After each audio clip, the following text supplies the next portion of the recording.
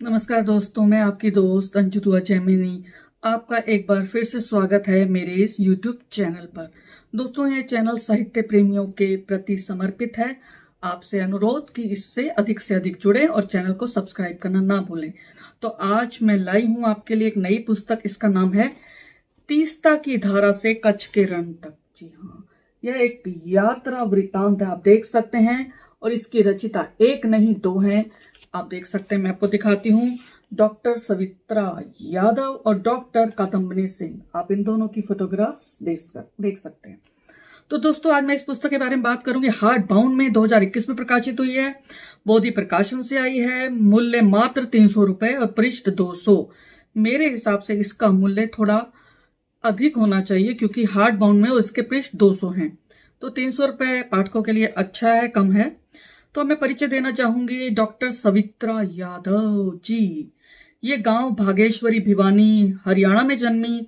MA Hindi इतिहास, MEd, MPhil, PhD की इन्होंने उपाधियां हासिल की। 5 पुस्तकें हैं इनकी, 4 यात्रा वृतांत, 1 श्री कृष्ण भजनावली। यानी इन्होंने यात्रा वृतांत ही लिखे हैं, ये भी एक यात्रा वृतांत है।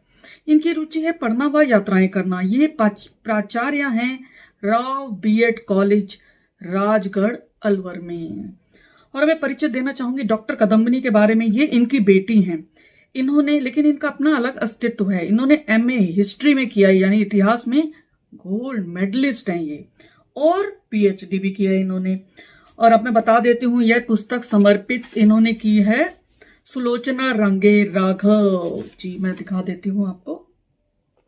इन्होंने लिखा है कि विशाल व तेजस्वी ललाट, दिव्य आभा से सुशोभित मुखमंडल, देवी स्वरूपा, हिंदी रचना संसार के सुप्रसिद्ध उपन्यासकार, कहानीकार, इतिहास चिंतक, कवि व चित्रकार तिरुमलई नमबाकम रंगे राघव की अर्धांगिनी सुलोचना रंगे राघव को ये उन्होंने इनको समर्पित की है। और आत्मकथ्य में सवित्रा जी ने क्या लिखा है? इन्होंने लिखा है कि यात्राएं करना मुझे बहुत भाता है। बचपन से ही किताबें व धार्मिक आख्यानों के पात्रों को साथ लिए घूमती हूँ।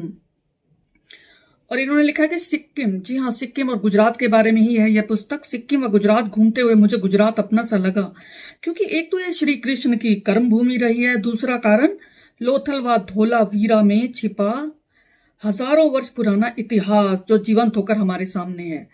मित्रों, ये दोनों ही साहित्यकार जो हैं, इतिहासकार ज्यादा, यानी इतिहास पढ़ाती हैं, तो इसीलिए इन्होंने इनको चुना है। और ऐतिहासिक दृष्टि से यह यात्रा वृतांत बहुत महत्वपूर्ण है। सिक्किम में प्राचीन गुम्फा, नाथुला दर्रा, रहस्यमय झील, तिब्बत की सीमा, बाबा हर भजन का आशीर्वाद, ये सब इन्होंने लिखा है। मेरे लिए एक वरदान की तरह था। इन स्थलों पर घूमकर हमें अत्यंत खुशी व शांति मिली जो मेरे लिए अपेक्षित थी। इन्होंने एक चीज और भी लिखी कि रास्ते में जो कुछ मुझे अच्छा लगा वह मैं कलमबद्ध कर लेती हूँ, जिससे मेरी बेटी कादम्बिनी पूरा सहयोग करती है। इन्होंने यह भी लिखा कि मेरी बेटी मेरी सह लेखिका बनी, इससे ज्यादा खुशी एक माँ के लिए और कुछ नहीं हो सकती। जी दोस्तों, तो इन्होंने इस पुस्तक में 12 उपशीर्षक हैं, 12 उपशीर्षकों में बांटा, यानी 12 शीर्षक कह लीजिए। प्रथम 6 जो शीर्षक हैं वे सिक्किम यात्रा के हैं, 1 वापसी का है, 5 गुजरात यात्रा के हैं।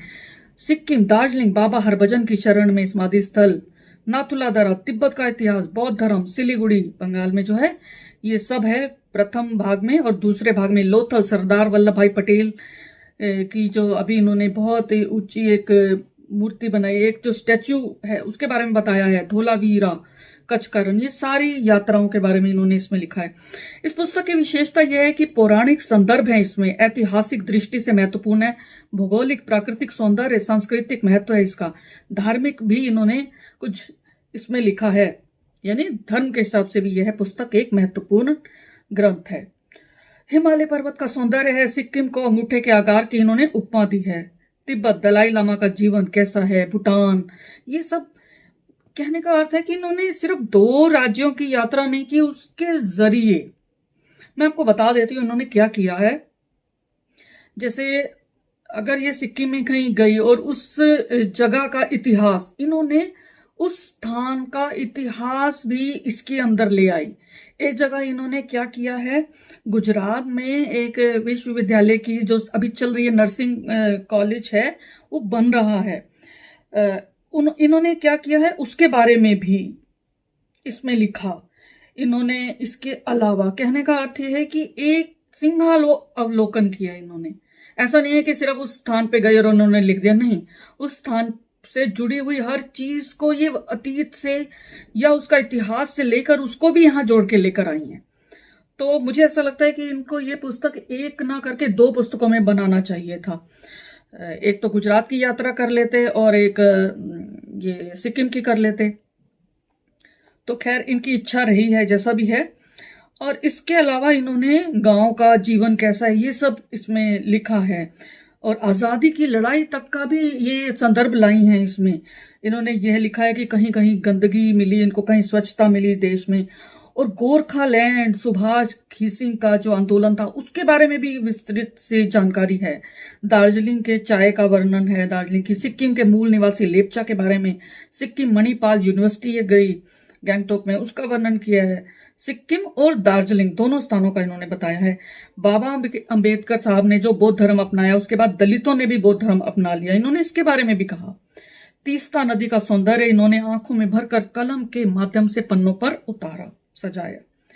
उसके पश्चात जब ये पश्चिम में गई गुजरात में, इन्होंने तो मेधा पाटेकर का संघर्ष लिखा, नर्मदा बचाओ आंदोलन के बारे में लिखा, सरदार सरोवर बांध, और सबसे बड़ी बात, जब ये लिख रही थी तो चित्तौड़गढ़ का किला उसको भी ये यहां लेकर आई, जो गुजरात को टच करता है, छूता है।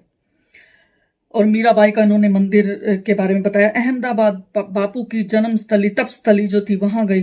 बिरसा मुंडा कॉलेज, जो मैं बात कर रही थी, राजपीपला में Birsa Munda college nursing college है, ये निर्माणाधीन है। जब ये लिख रही थी तो इन्होंने बिरसा मुंडा की जीवनी भी इसमें डाल दी। कहने का अर्थ है कि इन्होंने क्या किया, खाली साहित्य, एक साहित्यकार सिर्फ साहित्य रचता है कि उसके अनुभव हैं, वहां ये देखा वह देखा, उसके साथ ऐसा हुआ वैसा हुआ, लेकिन क्योंकि ये इतिहास पढ़ाती हैं, प्राचार्य हैं, इनकी बेटी इतिहास पढ़ाती है, इतिहास की विद्यार्थी रही हैं, तो इन्होंने ऐतिहासिक दृष्टि ज्यादा इस पे डाली। साहित्यिक मतलब 60-40 का इन्होंने रेशो, 60-40 का रेशो इसमें है।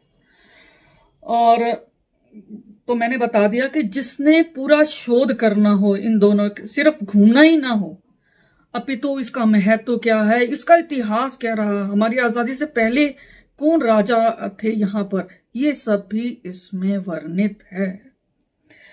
तो मित्रों, ये सब है, जो लोग इसको पढ़ने में रुचि रखते हैं तो वे इसको खरीद कर पढ़ सकते हैं बोधि प्रकाशन से। और मुझे 2-3 कमियां लगी इसमें। अंत में इन्होंने कुछ रंगीन फोटो दिए, लेकिन वो मुझे कम लगी, मैं बता दूं, क्योंकि इन्होंने इतनी जगह घूमा है तो उस हिसाब से मुझे फोटो थोड़ी सी कम लगी। कर सकती थी और भी ज्यादा, उन विशेष स्थलों को फोकस करते हुए फोटो।